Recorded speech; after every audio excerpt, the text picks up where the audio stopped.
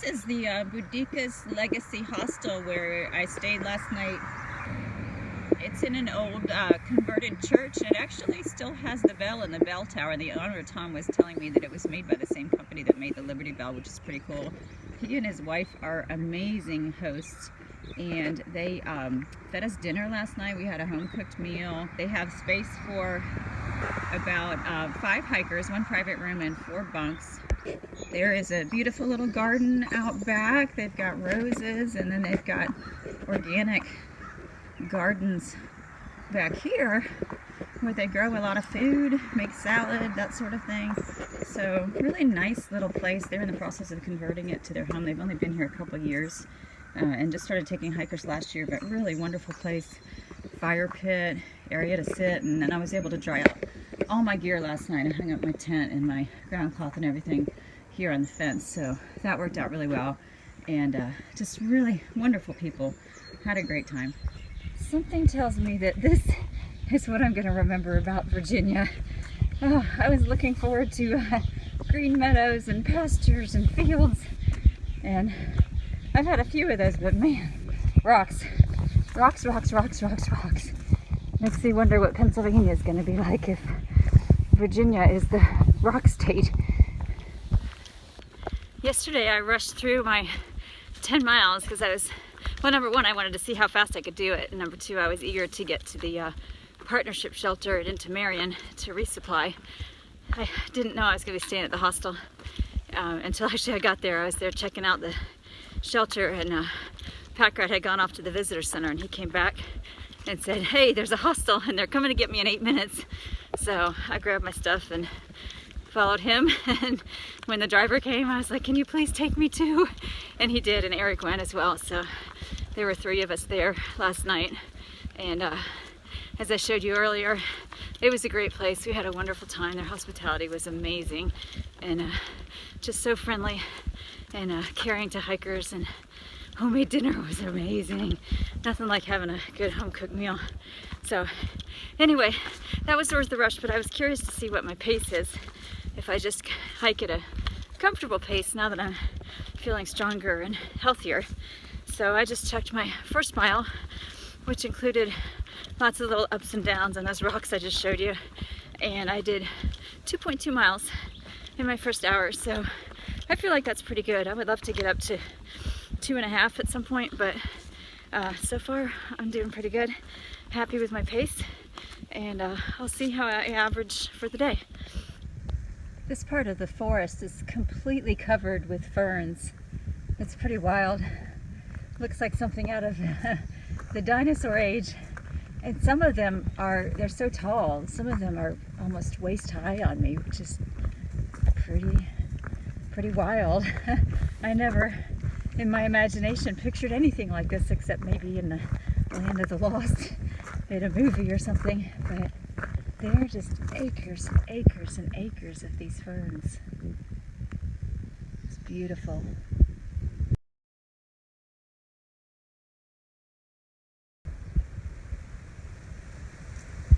I am about halfway into my hike for the day, and I've been walking through the woods and the ferns for quite a while, and I just came across this little viewpoint. This is the view of Welker Mountain, which I'm assuming might be that bumpy kind of flat mountain, or it could be that mountain, I'm not sure, but it's a beautiful view regardless.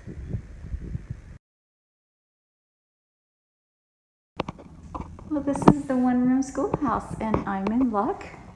I do hear there is trail magic. I haven't gone through yet, but I know I see water, toiletries, peanut butter. So I'm going to check it out. The girl outside said to check in all the boxes, so let's see. Oh, that one's hard to open. Oh, there's a cooler with sodas. Yay! This one is full of toiletries. There's muscle rub, bandanas. Not sure what that is. Oh, the New Testament. That makes sense. It's the Methodist Church. Tissues. Alright, I got Doritos and A&W root beer. I love me some root beer, so I'm excited about that. That'll round out my tuna lunch and make me a happy girl. Well, that was a nice little break down at the old one-room schoolhouse. Actually ran into Jane and Stumbles and Steph and Sarah showed up, and I thought they were ahead of me and a couple other folks, so it was nice to see that I'm not as far behind as I thought I was.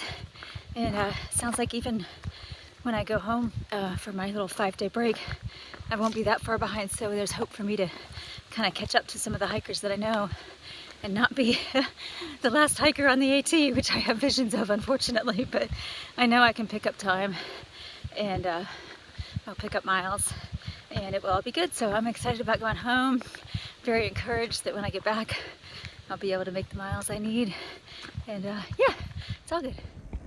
I'm getting near Atkins, Virginia, and I just crossed my second set of railroad tracks on the AT, and now I get to walk across this little boardwalk for a while.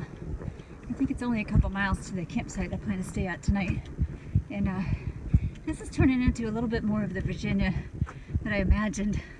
There's a big red farmhouse up there on the hill, and a little bit more what I had in mind. I really wasn't expecting all the rocks when I imagined Virginia, but I guess it's nice when the AT holds surprises so you don't get bored. Looks like I made it to Atkins. Right over there, I think it's Interstate 8 or 9.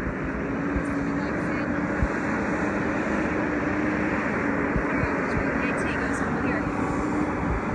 This is what I imagined Virginia to be the whole way. Me too! It is so pretty! That is awesome. I started my 8-mile hike for today a little while ago, and taking it real slow. There were some climbs this morning, but I'm also just wanting to kind of savor my last day on the trail for 5 days. It's a little bit of a weird feeling knowing that I'm not going to be gone, that I'm going to be gone for a while. But there's some climbs, and I'm feeling a little tired. I don't know why. Had a good breakfast and just came by the Davis Path campsite, which actually there used to be a shelter there, and there's kind of a random privy in the woods and a picnic table, but I had planned to stay there until Packrat told me about Davis Hollow, which was a much nicer site. There was space for, gosh, at least 20-25 tents, and several people rolled in after 7 o'clock or so, so it really filled up later in the evening, but we got there early and got some choice sites and had a good night with Packrat, and Swiss Eric and I all kind of camped together and have headed out on our separate ways this morning. But like I said, it's only 8 miles to the quarterway in this morning, and I'm going to keep my eyes open because I should be passing the quarterway mark and have hit my goal, will hit my goal of finishing a quarter of the trail before I go home. So that's exciting. And then also, I hadn't really thought about it, but last night as I was hanging out in the campsite, I thought, man, I'm not going to be on my foot for 5 days. So I'm kind of hoping that maybe the little break will be good for my heel as well. I've been doing more stretches and taping and that sort of thing, trying to take good care of it, but maybe just being off it for a few days will help some of the pain. Otherwise, I'll just keep hiking as I have been doing and try to keep going and eventually get to Maine. Hey, I'm working my way up this hill this morning, and Swiss Eric just went by me, and well, I don't know, you can see him, maybe see him, just barely see him way up there. But anyway, it's a big hill, one of many I have to tackle today. And I think it's so funny, some days I hit the trail and I feel great and energized and strong, and other mornings I just feel like the elves stole my mojo. And today is one of those mojo free mornings, and I don't know why.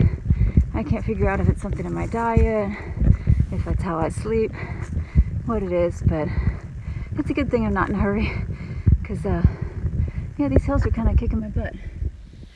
Well, I was just struggling up one more hill this morning. Seems to be the plan for the day. And I saw a couple guys coming southbound, and one of them stopped and he says, "Hey, I've seen you. I turned my wife onto your videos and love your planning." It was awesome. So that was the Green Mile. Well, actually it was slow motion, and his wife is Jeanette. So hey Jeanette, thank you for watching.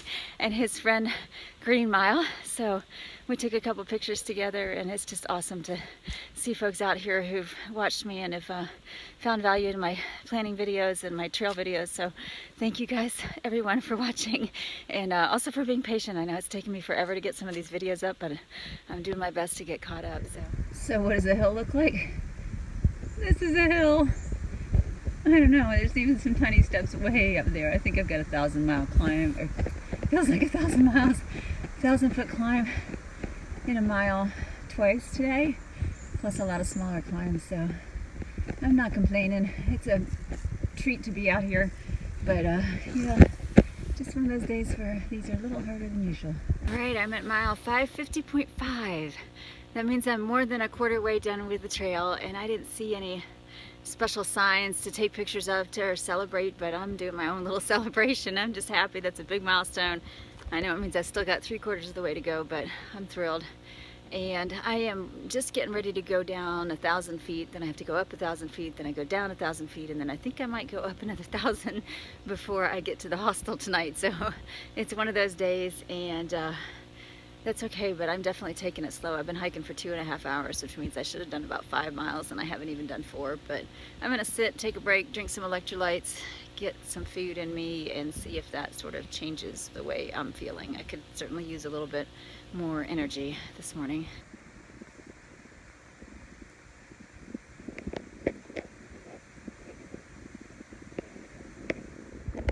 Well, I finally found the quarter-way sign. It was a little past the actual mileage, but that's okay. I was able to get a picture, and I did my 1,000-foot down. Thank God there were switchbacks, so it wasn't too hard on the knees. And now I am starting the up, and I'm happy to say that after a lemon zest Luna bar up there on the hill and some electrolytes, I am feeling a little bit better. And I'm also encouraged because when I looked at gut hooks, I realized that I don't have 2,000-foot ups. I just have this one, and then I go down into the gap where the quarter way in is. So I've got 3 miles to go. Still enjoying just kind of slow rolling the hike this morning, and yeah, pretty soon I'll be doing laundry, taking a shower, and getting ready to head home. I've been enjoying seeing lots of mountain laurel blooming for quite a while now, but this striking bush just caught my attention. It's giant. Well, it's actually probably more than one bush, but they sure are pretty. Well, I conquered that climb, yay! And turns out it was, I think, closer to about 1.5 miles versus a mile, and there were lots of switchbacks, which made it much easier than I anticipated looking at gut hook. And actually, I wasn't the only one dreading it. Honey Bear passed me, and she's like, you know, I just took a really long snack break because I did not want to do this hill. She's like, thank goodness it's easier than it looked on gut hook. So I guess I'm not the only one having that love-hate relationship with gut hook. It's handy, but at the same time, sometimes it sort of freaks you out because you can't see the detail. Well, you don't think to. If you look at the elevation map, sometimes it looks pretty daunting, and if you look at the actual geographical map, you can see the zigzags that indicate switchbacks. So I should have done that just to check beforehand, but either way, I survived. Now I'm heading downhill.